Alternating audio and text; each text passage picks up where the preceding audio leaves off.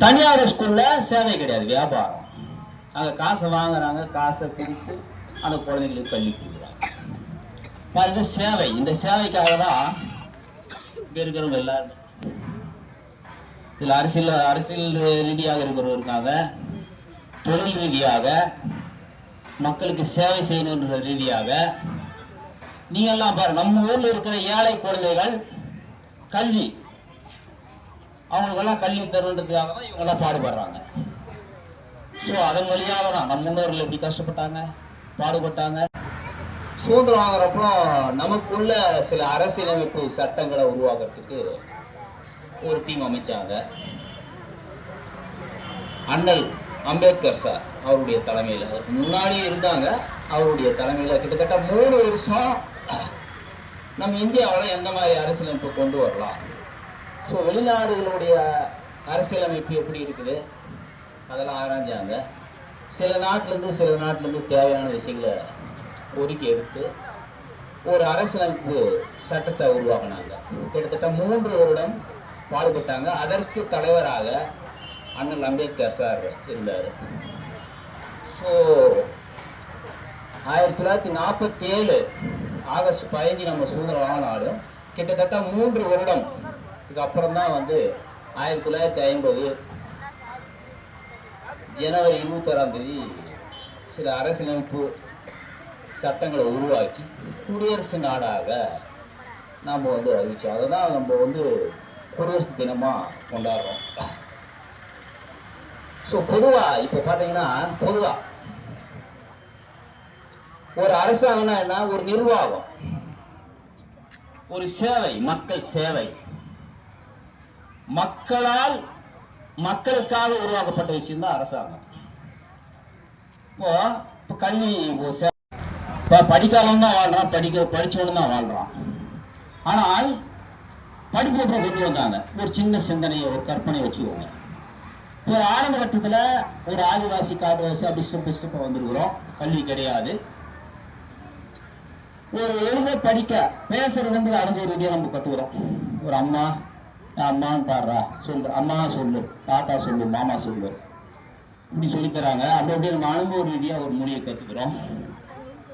எல்லா மொழியும் அவ்வளோதான், தமிழ் மொழி, ஹிந்தி மொழி, ஆங்கில மொழி, அந்த மாதிரி எத்தனை மொழிகள் இருக்கு.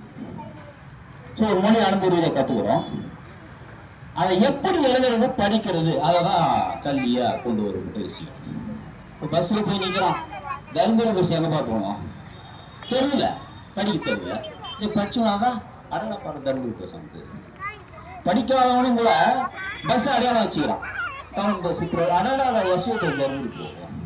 ஸோ அறிவு என்பது படித்தவர்களும் இருக்கிறது, படிக்காதவர்களும் இருக்கிறது. ஆனால் இந்த மனித சக்தியை அறிவுபூர்வமாக கொண்டு வரதுக்கு தான் கல்வி கொண்டு வராங்க. ஒரு அரசாங்கம் ஏன் கல்வியை கட்டாயம் ஆக்குது, கொஞ்சமா சிந்திச்சு பாருங்க. ஸோ படிக்காத இருக்கிறதுனால என்ன ஆகுது, அவனுக்கு 76 படிக்க தெரியல, மொழி கற்றுக்கிறான், அந்த படி கற்றுக்கிறான். ஸோ எழுத படிக்க தெரிஞ்சா ஒரு பிரச்சனை இல்லை. ஒரு பேங்குக்கு போற, ஒரு இடத்துல கடனா போய் உங்க லேண்டை ஒருத்தவங்க கொடுத்துடுற, அதில் என்ன எழுதுதானே தெரியாது, கையெழுத்து போட்டுறீங்க, கை நட்டு வச்சிடுறீங்க, ஏமாத்திடுறான். ஸோ ஒரு மனிதனை அறிவுபூர்வமாக கொண்டு வரத்துக்கு தான் கல்வி கொண்டு வந்தாங்க. பணம் எப்படி வந்துச்சு, ஒரு காலத்தில் பணம் கிடையாது. பண்ட பரிமாற்று முறை. இப்போ ஸ்டார்டிங்ல ஒரு பொருளை கொடுத்து பொருளை வாங்குறோம், அதே சண்டை, அடாடா 10 கூட தக்காளியை கொடுத்து 50 கூட கத்திரிக்காய் வாங்கிட்டு நம்ம அதில் அளவுல ஒரு 10 கூட கொடுத்துட்டோம். ஸோ ஏதோ ஒரு சண்டை வந்துச்சு. ஸோ முன்னோர்கள் யோசிச்சாங்க, நாணயம்ன்ற ஒரு பொருள் வடித்து கொடுத்தாங்க. தங்கம், வெள்ளி, பித்தளை, வெண்கலம், அப்புறம் இரும்பு நாணயம் வச்சு, அப்புறமா தான் ஒரு காகிதத்தாள் பணம், இப்போ டிஜிட்டல். ஸோ இது பொய் வடிவம். ஸோ நம் முன்னோர்கள்லாம் நம்மளை சுதந்திரமாகவும் வாழ்க்கையை வாழ்வதற்காகவும் எவ்வளவோ பேர் கஷ்டப்பட்டு இந்த நிலைமைக்கு வந்திருக்கிறோம். ஸோ அவங்களுக்கெல்லாம் இந்த நேரத்தில் கண்டிப்பாக அவங்களை நினச்சி பார்க்கணும். இப்போ என் தாத்தம் பாட்டா, என் அப்பா அம்மா இல்லைன்னா நான் இங்கே இல்லை. ஸோ ஏதோ ஒரு விஷயம் அவங்க எனக்காக, எங்கள் அப்பா ரொம்ப இயல்பியாக பிறந்தவர், குக்கிராமத்தில் பிறந்தாரு. அவர் ரொம்ப யோசித்தாரு, பண ரீதியாக ரொம்ப கஷ்டத்தை பார்த்தாரு. ஸோ பணமாக சேர்த்து வச்சாரு.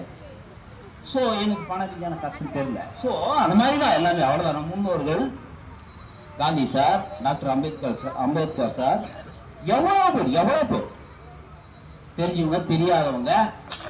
இப்போ ஒரு மாந்தோப்பில் மாங்காய் விளையுது, எத்தனையோ பூ வந்து அப்படி உதிர்ந்து எத்தனையோ காக்கா குடி மாங்காவை கொஞ்சம் தின்னு கொடுக்குது. மாங்காவை பறிக்கிறாங்க, அப்போ செய்கூலி சேதாரம் ஆகுது.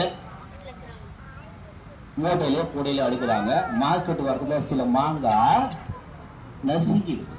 மார்க்கெட்டுக்கு வந்த மாங்காய் தான் அவ்வளோதான். ஸோ வராதவங்க, ஜெயிக்காதவங்க, எவ்வளவு படித்தவன் படிக்காதவன் எல்லோரும் இந்த உலகத்தில் மகிழ்ச்சியாகவும் நல்ல உடல் நலத்துடன் நிம்மதினா சண்டை சச்சரவு இல்லாத வாழ்றதுக்காக தான் எல்லாரும் பாடுபட்டுக்கிறாங்க. ஸோ எனக்கு பேச வாய்ப்பளித்த அனைவருக்கும் நன்றி.